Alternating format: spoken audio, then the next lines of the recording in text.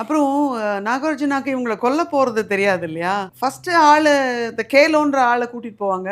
அவன் ஜாலியா அவங்களோட போயிட்டு கோட் சூட்லாம் போட்டு அந்த ஸ்விஸ் பேங்க் மேனேஜர்ட்டலாம் கை குடுத்து கையெழுத்துலாம் போட்டு வருவான். மீன் மாரிலாம் கையெழுத்து போடுவான். போயிட்டு வந்துருவான். வந்த உடனே அந்த போட்ல அவன கூட்டிட்டு வரும்போது பிரியாணி அவனுக்கு வாங்கி குடுப்பான். அப்பயே தெரிஞ்சு போயிரும் அவனுக்கு. Somehow he will feel it.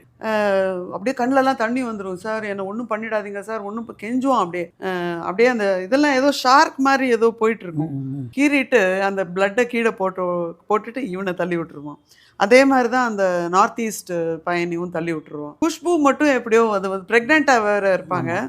அதனால எப்படியோ அவங்கள இது செகண்ட் டைம் அந்த கேலோ காணோம்னு சொல்லி தனுஷ் வந்து ஃபோன் பண்ணி சொன்ன உடனேயே நாகார்ஜுனாக்கு ஒரு மாரி ஆயிடும். போய் எதுக்கு இந்த மாரி பண்ற அப்படின்னோனே, சரி அப்ப நம்ப கால் ஆஃப் பண்ணிடலாம் இந்த இத.